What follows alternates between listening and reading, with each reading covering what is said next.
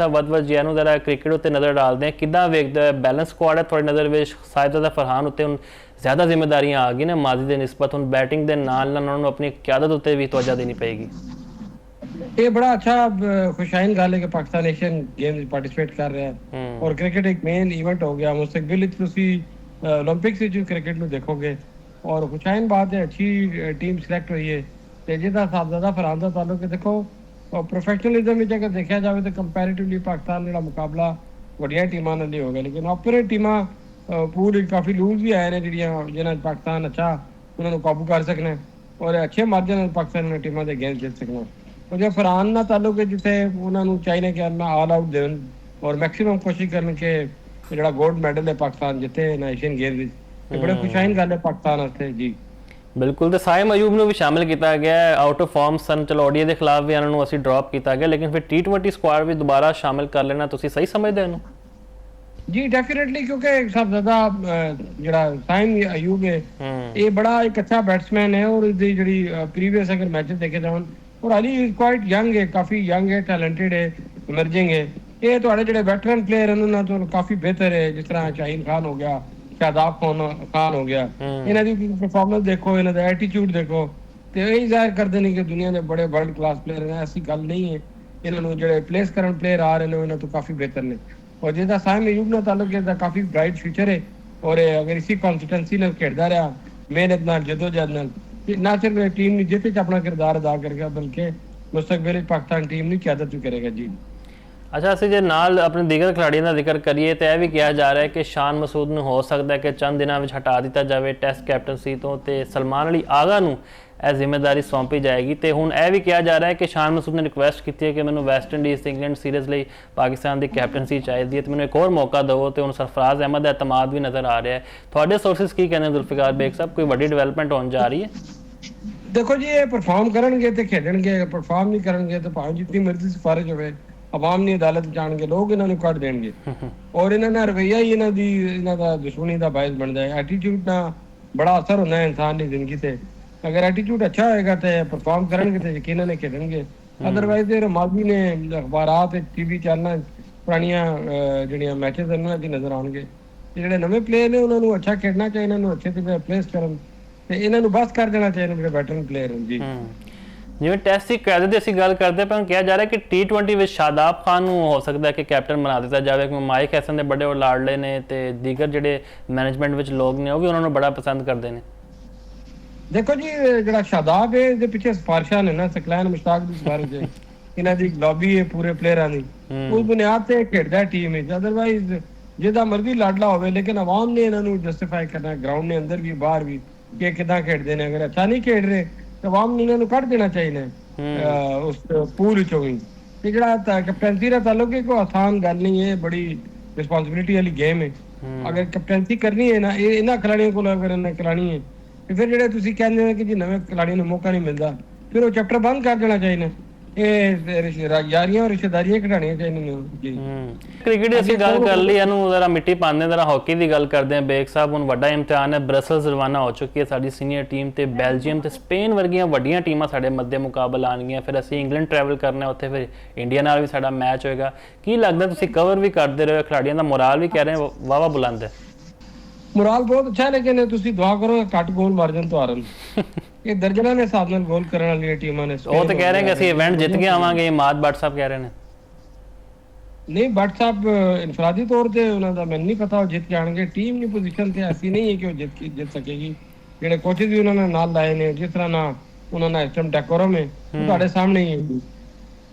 ਇਹ ਕੋਚਿਸ ਵੀ ਲੈਜੈਂਡਰੀ ਨੇ ਬੇਗ ਸਾਹਿਬ। ਅਸੀਂ ਮਨਜ਼ੂਰ ਹਸਨ ਦੀ ਗੱਲ ਕਰੀਏ ਜਾਂ ਫਿਰ ख्वाजा जुनैद ਦੀ, ਬੜਾ ਇਹਨਾਂ ਦਾ ਮੁਕਾਮ ਰਿਹਾ, ਬੜਾ ਟ੍ਰੇਨ ਕਰਦੇ ਪਏ ਮੁੰਡਿਆਂ ਨੂੰ। ਤੁਸੀਂ ਤਾਂ ਬੜੇ ਮਾਯੂਸ ਨਜ਼ਰ ਆ ਰਹੇ ਹੋ।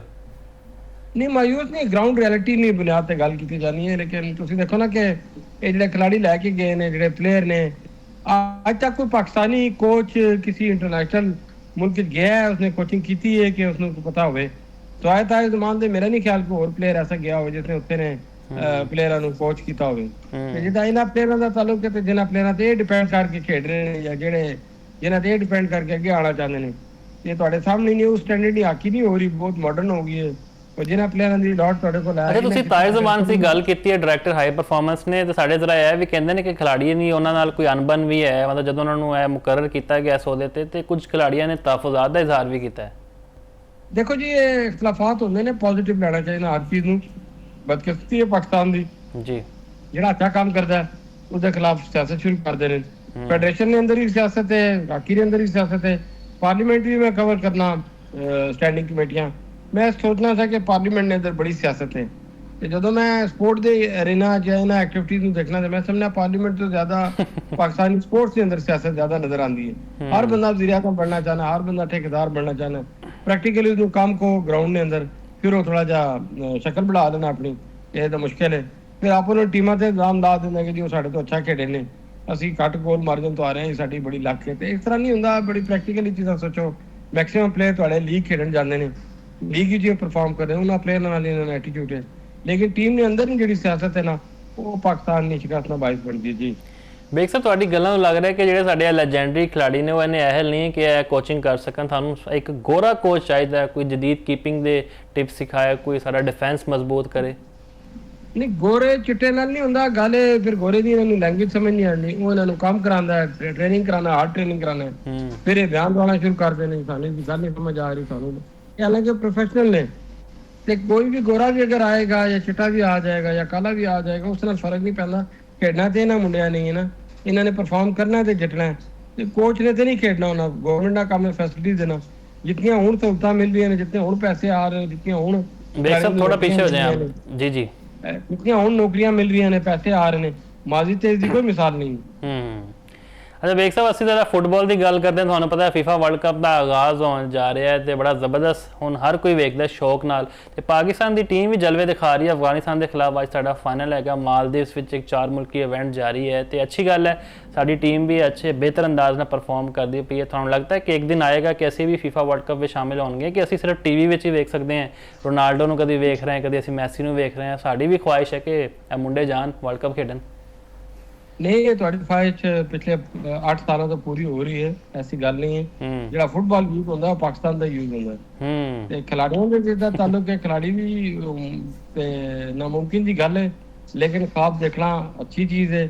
ਇਹ ਐਸੀ ਇਸੇ ਤਰ੍ਹਾਂ ਹੀ ਜਿਸ ਤਰ੍ਹਾਂ ਬ੍ਰਾਜ਼ੀਲ ਹਾਕੀ ਦਾ ਵਰਲਡ ਕੱਪ ਜਿੱਤ ਜਾਵੇ, ਪੋਸੀਬਲ ਨਹੀਂ ਹੈ। ਤੇ ਪਾਕਿਸਤਾਨ ਦਾ ਜਿਹੜਾ ਫੁੱਟਬਾਲ ਹੈ, ਕਿਉਂਕਿ ਫੈਡਰੇਸ਼ਨ ਵੀ ਫੁੱਟਬਾਲ ਬੜੀ ਰਹੀ ਪਿਛਲੇ 5 ਸਾਲਾਂ ਤੋਂ, ਹੁਣ ਥੋੜੀ ਜਿਹੀ ਸਿੱਧੀ ਹੋਈ ਹੈ, ਤੇ ਇੱਕ ਦੀ ਮਾੜੀ ਜਿਹੀ ਟੀਮ ਕੋਲੋਂ ਜਿੱਤੇ ਨੇ ਤੇ ਫਾਈਨਲ ਵਿੱਚ ਵੀ ਪਹੁੰਚਣਗੇ। ਪਹਿਲੇ ਇਹ ਹੁੰਦਾ ਸੀ, ਹੁਣ ਵੀ ਪਾਕਿਸਤਾਨ ਟੀਮ ਵਿੱਚ ਜਿਹੜਾ ਸਕਾਡ ਸ਼ਾਮਿਲ ਨੇ, ਉਹ ਕੋਈ ਇੰਗਲੈਂਡ ਤੋਂ ਲੜਕੇ ਪਕੜ ਲੈਂਦੇ ਨੇ, ਨੈਸ਼ਨਲ ਕਲਰ ਪਾਉਂਦੇ ਨੇ, ਉਹਨਾਂ ਨੂੰ ਟੀਮ ਵਿੱਚ ਖਿਡਾਇਆ ਜਾਂਦਾ, ਤੇ ਫਿਰ ਉਹਨਾਂ ਨੂੰ ਨੈਸ਼ਨਲ ਕਲਰ ਜਦੋਂ ਮਿਲ ਜਾਣਾ ਤੇ ਉਹ ਆਪਣੇ ਡਰਾਇੰਗ ਰੂਮ ਵਿੱਚ ਫੋਟੋ ਲਾ ਦੇਣੇ ਸੀ ਪਾਕਿਸਤਾਨ ਨੂੰ ਪ੍ਰੈਜ਼ੈਂਟ ਕੀਤਾ। ਤੇ ਅਗਰ ਇੰਟਰਨੈਸ਼ਨਲੀ ਏਸ਼ੀਆ ਦੇ ਅੰਦਰ ਟੈਲੈਂਟ ਦੇਖਿਆ ਜਾਵੇ, ਇੰਡੀਆ, श्रीलंका, पाकिस्तान, बांग्लादेश, अफगानिस्तान, ये सेम स्टैंडर्ड ही है, कोई इतना अच्छा स्टैंडर्ड नहीं है। जिदा वर्ल्ड कप नहीं मेगा इवेंट है और 3 मुल्क के कंडक्ट करा रहे हैं। पाकिस्तान की खुद की बिल्टी है कि फुटबॉल पाकिस्तान का यूज होएगा। तो ये इसी तरह ही है कि जिस तरह एक बंदा कहना जी कि मैं बड़ा पॉपुलर हाँ, मैं बड़िया फिल्मों च काम किया है, तो बंदा कहना जी कितने केड़ी फिल्मों च काम किया है, कहता है जनाजे वाला सीन होता मैं होता था।